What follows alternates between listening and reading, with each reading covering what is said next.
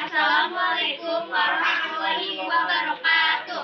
Kami dari kelompok 6 akan membahas mengenai budaya hidup sehat, yaitu penyakit menular seksual. Sebelum kami membahas itu, kami akan memperkenalkan diri kami masing-masing. Saya Unaya Zawajara Wahyudi. Saya Aslianya Agustin. Saya Muhammad Irfan Febriansa. Saya Alifia Pramudia Agustin. Saya Dinda Febriana.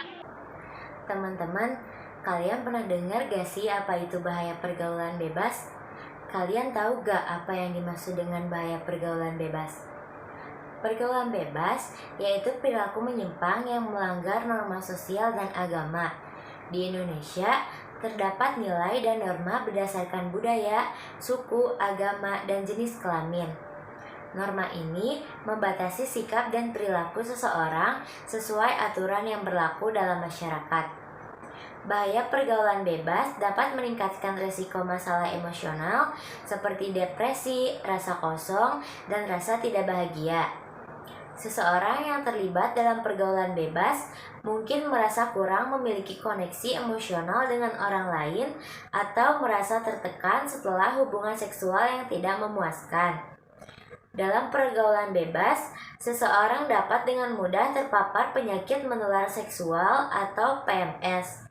Secara umum, mengatasi pergaulan bebas melibatkan proses yang panjang dan berkesinambungan yang memerlukan komitmen, kesadaran, dan dukungan yang tepat. Lalu, faktor penyebab penyakit menular seksual. Berhubungan intim yang tidak aman merupakan faktor utama penyakit kelamin. Selain itu, berhubungan intim yang lebih dari satu pasangan.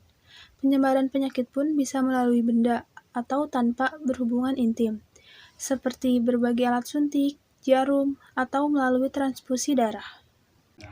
Kali ini kita akan membahas salah satu jenis penyakit menular seksual, yaitu chlamydia.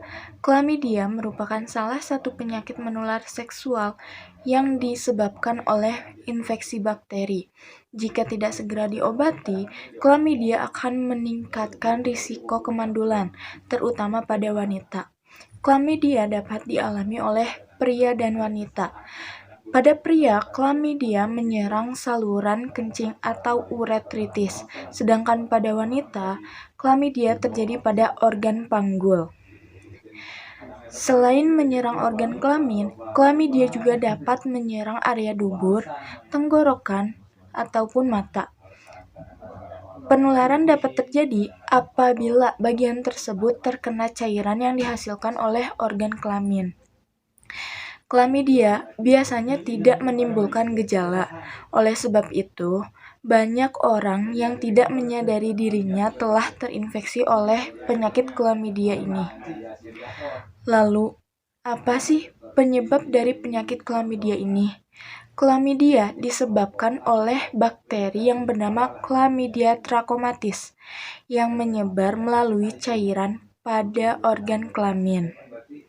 Seseorang dapat tertular penyakit ini apabila berhubungan seksual dengan si penderita, apalagi jika tidak memakai pengaman. Selain berhubungan seksual melalui vagina, chlamydia juga dapat ditularkan jika berhubungan seksual secara berlebihan atau secara tidak wajar, sehingga chlamydia dapat menyerang area dubur, tenggorokan, dan mata. Dilihat dari cara penularannya, chlamydia memilih orang-orang yang memiliki faktor risiko berikut. Yang pertama, sering bergonta-ganti pasangan seksual, dan yang kedua, pernah menderita penyakit menular seksual. Lalu, gejala chlamydia. Walaupun biasanya penyakit ini tidak menimbulkan gejala, seseorang akan tetap bisa menularkan penyakit ini kepada orang lain. Gejala chlamydia ini akan muncul 1-3 minggu setelah si penular atau si penderita terinfeksi.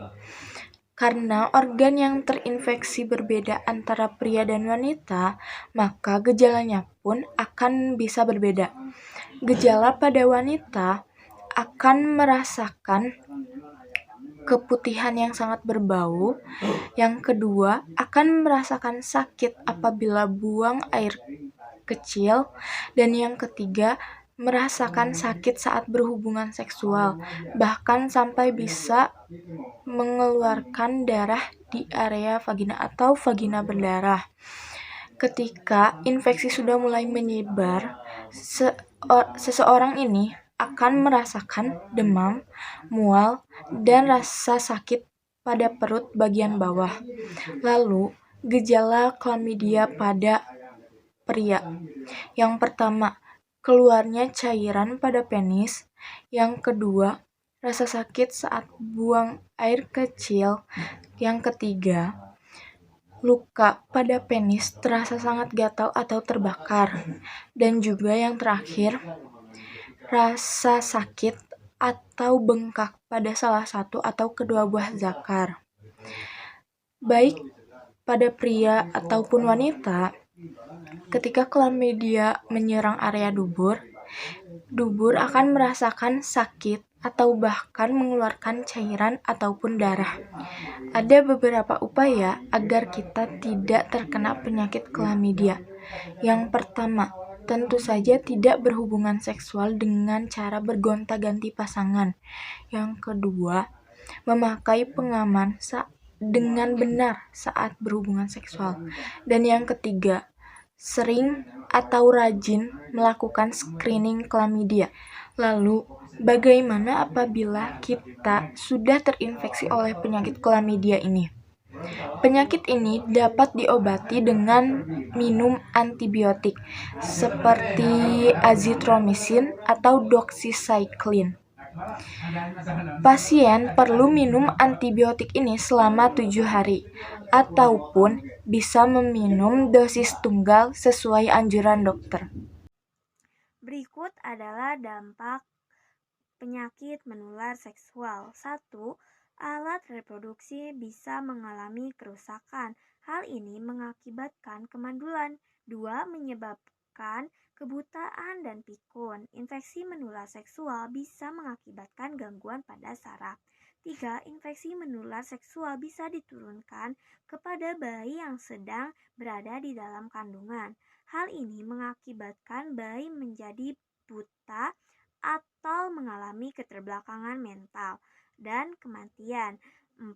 Terlambatnya penanganan bisa menyebabkan penderita infeksi menular seksual meninggal karena kondisi yang sangat parah.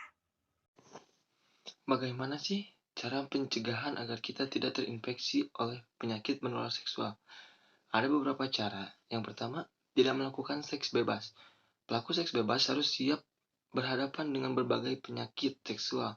Salah satu definisi seks bebas yaitu melakukan hubungan seksual tanpa status pernikahan dan dilakukan dengan banyak orang. Yang kedua, jangan berhubungan dengan pasangan yang terinfeksi. Saat pasanganmu terinfeksi penyakit menular seksual, hindarilah untuk melakukan hubungan seksual dengannya. Sebaiknya lakukan pengobatan dahulu ke dokter sampai penyakit tersebut benar-benar sembuh. Yang ketiga, menggunakan pengaman. Menurut ahli dari Center of Disease Control and Fertilization, penggunaan pengaman secara konsisten efektif untuk mencegah penyakit menular seksual, apalagi bagi mereka yang aktif secara seksual dan sering bergonta-ganti pasangan. Yang keempat, sunat pada laki-laki. Hal yang satu ini terkait dapat memangkas resiko kaum Adam untuk terkena penyakit HIV dari hubungan seksual. Yang kelima, setialah pada satu orang atau satu pasangan Anda. Selain bisa membuat Anda bahagia, setia pada satu orang juga dapat mencegah Anda terkena penyakit penular seksual. Dan yang terakhir, yang keenam yaitu bentengi diri Anda dengan vaksin.